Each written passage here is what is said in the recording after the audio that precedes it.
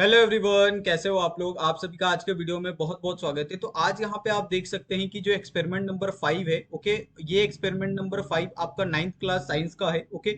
जिसके अंदर आप टाइटल यहाँ पे देख सकते हैं, to determine the pH of given sample using the pH meter और पीएच पेपर और universal indicator, okay.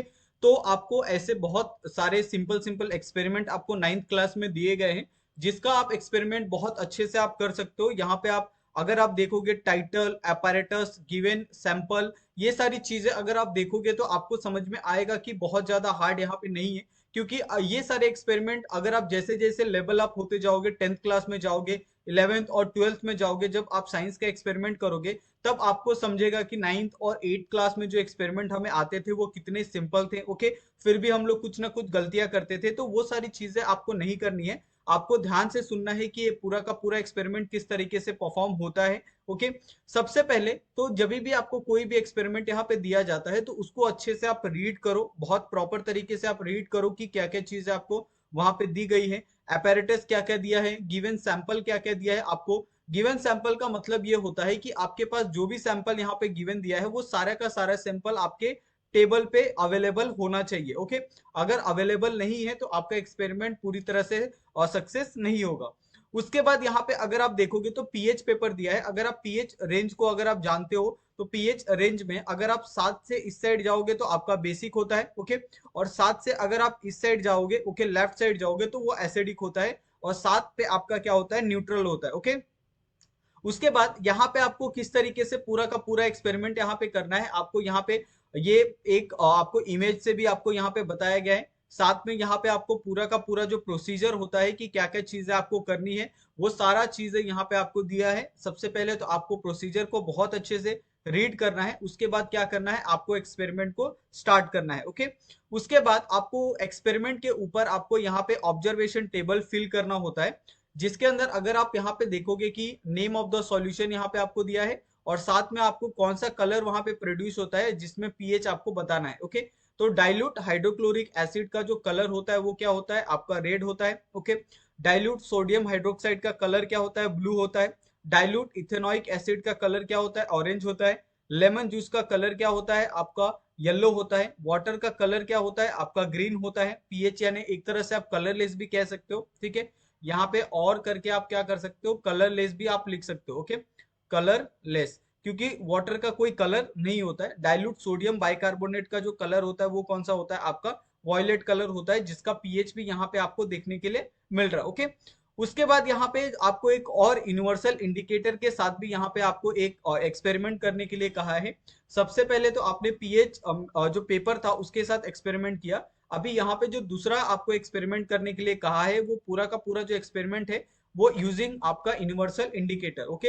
Universal indicator में क्या क्या वो चीजें हो सकती है, आपका नेप्थलीन हो सकता है, ओके। आपका ऑरेंज, एक तरह से मिथाइल ऑरेंज होता है। बहुत सारे ऐसे आपको यूनिवर्सल इंडिकेटर देखने के लिए मिलते हैं जिसका इस्तेमाल हम लोग क्या करते हैं, किसी भी टाइट्रेशन में हम लोग कर सकते हैं, ओके। उसके बाद यहाँ पे ऑब्जर्वेशन टेबल आपको इसका दिया है सेम। अगर आप डाइल्यूट हाइड्रोक्लोरिक एसिड देखते हो तो इसके अंदर आपको रेड कलर जिसका पीएच आपको दिया है। अगर आप डाइल्यूट सोडियम हाइड्रोक्साइड देखते हो, ब्लू कलर जिसका पीएच आपको दिया है। Dilute ethanoic acid orange colour pH 4, lemon juice और येलो कलर pH 6, वाटर का ग्रीन या फिर colourless pH 7, okay. Dilute sodium bicarbonate violet और पीएच इसका क्या दिया है, 10 आपको यहाँ पे दिया है, ओके। उसके बाद आपको इन्फ्रेंस लिखना है कि आपका एसिडिक सॉल्यूशन कौन कौन सा है, बेसिक सॉल्यूशन आपका कौन कौन सा है। यहाँ पे आपको पूरे सॉल्यूशन यहाँ पे आपको दिए हैं, एसिडिक सॉल्यूशन, बेसिक सॉल्यूशन और आपका यहाँ पे न्यूट्रल सॉल्यूशन कौन कौन सा है। ये सभी चीजें यहाँ पे आपको बहुत अच्छे से करके दी गई है, ओके। उसके बाद यहाँ पे आपको ये एक्सपेरिमेंट है, इस एक्सपेरिमेंट के बेस के ऊपर आपको यहाँ पे एमसीक्यू पूछा है। और ये एक्सपेरिमेंट नंबर 5 का एमसीक्यू है जिसमें आप सभी के आंसर यहाँ पे आप प्रॉपर तरीके से देख सकते हैं, ओके। 4 एमसीक्यू पूछे हैं और चारों का आंसर यहाँ पे आपको प्रॉपर तरीके से लिख के दिया गया है, ओके। उसके बाद नीचे आप आओगे तो यहाँ पे आपको कुछ क्वेश्चन, यहाँ पे क्वेश्चन आंसर पूछे, जिसमें अगर आप सबसे पहला क्वेश्चन यहाँ पे अगर आप देखते हो तो यहाँ पे आपको पूछा गया है कि explain the importance of pH testing in everyday life, okay. तो पीएच टेस्टिंग बहुत ज्यादा इंपॉर्टेंट होता है, चाहे आपके बॉडी के लिए हो या फिर आउटसाइड हो, ओके। अगर आप किसी भी सॉल्यूशन को अगर आप टेस्ट करना चाहते हो तो पीएच सबसे पहले आपको जानना होगा। पीएच अगर आपको पता चल गया तो आपको एक तो क्लियर हो जाता है वो एसिडिक है या बेसिक है।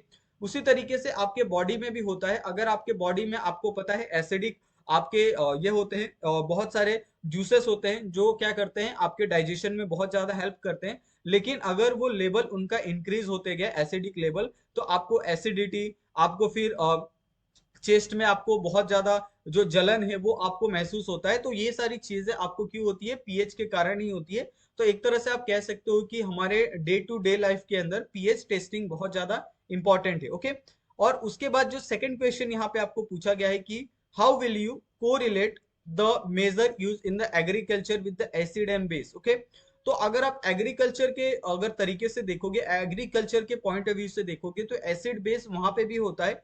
सॉइल की जो फर्टिलिटी रेट होती है वो डिपेंड करती है आपके एसिडिटी और बेसिसिटी पे। अगर बहुत ज्यादा एसिड है तो वो जो सॉइल होता है वो अनफर्टाइल होता है, बैरल होता है। ओके, जहां पे आपको कुछ भी नहीं मिलेगा। बहुत ज्यादा बेसिक है तो वहां पे आपको उस तरीके से जो एक प्रोडक्शन होता है क्रॉप का वो आपको देखने के लिए नहीं मिलेगा।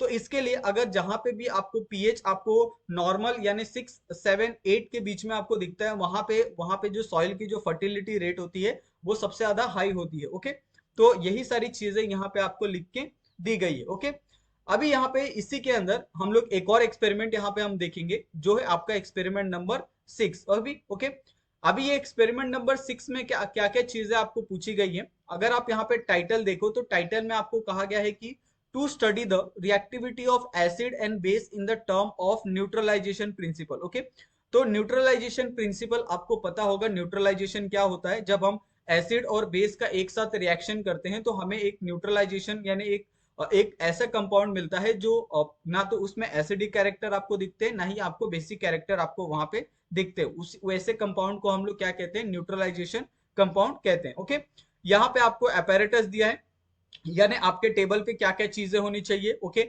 यहाँ पे आपको केमिकल दिया है, कौन कौन से केमिकल का आपको इस्तेमाल करना है ये पूरे एक्सपेरिमेंट में। ठीक है, यहाँ पे आपको पूरा इमेज दिया है, पूरा सेटअप दिया है। आपको क्या करना है, बॉक्स के अंदर यहाँ पे ये डाइल्यूट HCl और यहाँ पे आपको NaOH। ओके, ये आपका क्या है, एसिड है, या अगर आप चाहिए तो यहाँ पे आप लिख लो ये आपका एसिड है और ये आपका क्या है, बेस है। ओके, तो आपको एक क्लियर हो जाएगा कि एसिड कौन सा है और बेस कौन सा है। ओके, उसके बाद यहाँ पे आपको कंप्लीट प्रोसीजर भी इसका दिया है कि आपको किस तरीके से पूरा का पूरा जो एक्सपेरिमेंट है उसको आपको परफॉर्म करना है। ओके, और यहाँ पे अगर आप पूरा एक्सपेरिमेंट परफॉर्म करोगे तो उसके बाद यहाँ पे आपको ऑब्जर्वेशन भी लिखना होता है। ओके, हर एक एक्सपेरिमेंट का ऑब्जर्वेशन आपको पूछा जाता है।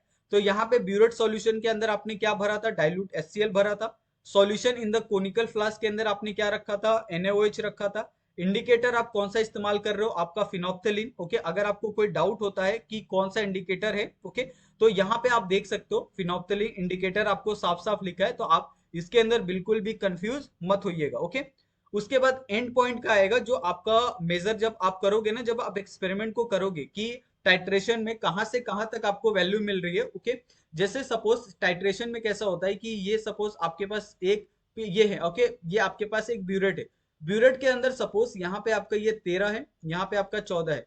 अगर 13 और 14 के बीच में आपको सारी की सारी जो रीडिंग है ना वो अगर आपको मिल रही, ओके, सारी की सारी रीडिंग मतलब आपने जितने बार टाइट्रेशन किया उतने बार जो रीडिंग है आपको 13 और 14 के बीच में मिल रही है, तो उसको हम लोग एंड पॉइंट कहते हैं। यहाँ पे आपको पूरा का पूरा जो केमिकल रिएक्शन है इसका कि किस तरीके से यहाँ पे न्यूट्रलाइजेशन रिएक्शन हो रहा है वो यहाँ पे आपको दिया है। ओके, उसके बाद यहाँ पे टाइट्रेशन की वैल्यू भी दी है, और ये टाइट्रेशन की वैल्यू मुझे नहीं लगता कि आप लोग को इसमें दिक्कत होती होगी। इसमें आप लोग बहुत ज्यादा एक्सपर्ट हो गए होंगे कि टाइट्रेशन की वैल्यू आपको क्या लानी है, कैसे लानी है। ओके, अगर आपको पता है कि टाइट्रेशन का रेंज ये है, ओके, 13 से 14 के बीच में, तो उसके अंदर आपकी एक वैल्यू क्या आती है, कॉमन आती है। अगर आपने 3 टाइट्रेशन किए तो 2 की वैल्यू कॉमन आएगी, एक थोड़ा सा ऊपर नीचे वैरी हो सकता है, लेकिन अगर आपका एक पॉइंट 13.1 आ रहा है तो दूसरा आपका 13.9 नहीं आएगा। ओके, आपका 13.2 आ सकता है, 13.3 आ सकता है। ओके, तो इतना ही आपको वेरी करना है। तो ये चीजें आपको ध्यान रखनी है जब भी आप ऑब्जर्वेशन लिखोगे, जब भी आप रीडिंग लिखोगे किसी भी टाइट्रेशन की वैल्यू की। ओके, उसके बाद यहाँ पे इसी के ऊपर आपको इन्फ्रेंस पूछा है, तो इन्फ्रेंस में आप एसिड और बेस में रिएक्शन किस तरीके से होता है और इस रिएक्शन को क्या कहते हैं वो सारी चीजें आपको यहाँ पे लिखनी होती है। ओके, उसके बाद यहाँ पे नेक्स्ट अगर आप आओगे तो यहाँ पे आपको मल्टीपल चॉइस क्वेश्चन आपको पूछा गया है जिसमें आपको 3 क्वेश्चन दिए हैं और तीनों का आंसर यहाँ पे आपको हाईलाइट करके टिक मार्क करके आपको दिया है, ताकि आपको कोई भी यहाँ पे दिक्कत ना हो। ओके, उसके बाद यहाँ पे आपको नीचे आओगे तो वैसे आपको दो क्वेश्चन पूछे ऑन द बेसिस ऑफ जो आपका एक्सपेरिमेंट है उसके ऊपर आपको यहाँ पे दो क्वेश्चन पूछे। सबसे पहला क्वेश्चन यहाँ पे पूछा है कि which measure are taken to decrease the acidity in body, okay okay and why. तो आपको क्या एक ऐसा प्रिकॉशन, एक मेजर लेना चाहिए जिससे आपके बॉडी में जो एसिडिटी है उसको हम डिक्रीज कर सके। तो अगर आप देखोगे कि आप डेली क्या करो, वाटर का कंजम्पशन करो, आप मिल्क ले सकते हो। ओके, और ऐसे बहुत सारे जो थोड़े से एक न्यूट्रल जो फूड्स आते हैं, जैसे आप ये कर सकते हो, क्या खा सकते हो आप, जो ये कोकोनट वाटर होता है वो आप ले सकते हो। ओके, जिससे आपका पीएच क्या होता है, ड्रास्टिकली डिक्रीज होता है। ओके, और जिससे आपका जो पीएच होता है एसिडिटी का वो कंट्रोल में आता है। ठीक है, नेक्स्ट यहाँ पे आपको पूछा गया है कि how are the basic salt are form. तो बेसिक सॉल्ट कैसे फॉर्म होता है, कि बेसिक सॉल्ट फॉर्म करने का एक सबसे अच्छा तरीका है कि आप क्या करो, स्ट्रॉन्ग बेस को रिएक्ट करो वीक एसिड के साथ, जिसके कारण आपका एक बेसिक जो सॉल्ट है वो फॉर्म हो जाएगा। ओके, तो इस तरीके से यहाँ पे जो एक्सपेरिमेंट है, यहाँ पे ये अभी एक्सपेरिमेंट नंबर 5 और 6 यहाँ पे अभी हम कर रहे हैं। ओके, तो आज के लिए बस ये आज एक सिंगल वीडियो में हम लोग दो एक्सपेरिमेंट यहाँ पे एक्सप्लेन करेंगे। ठीक है, अगर आपको इसके अंदर कोई डाउट होगा तो आप लोग हमें कमेंट करके पूछ सकते हो इंस्टाग्राम टेलीग्राम पे, और इसके वीडियो के नीचे भी आप हमें कमेंट कर सकते हो। और जाते जाते आप प्लीज हमारे चैनल को सब्सक्राइब करना बिल्कुल मत भूलिएगा, और अपने दोस्तों के साथ भी वीडियो को ये शेयर कर सकते हो। ओके, तो थैंक यू सो मच आप सभी का। मिलते हैं हम लोग नेक्स्ट वीडियो में, जो हमारा एक्सपेरिमेंट नंबर 7 होगा। ओके, उसके बाद के 7 के बाद के जितने भी एक्सपेरिमेंट होंगे वो आगे नेक्स्ट वीडियो जो आने वाली वीडियोस होगी उसके अंदर आती जाएगी। ओके, तो थैंक यू सो मच आप सभी का। मिलते हैं हम लोग नेक्स्ट वीडियो में नए टॉपिक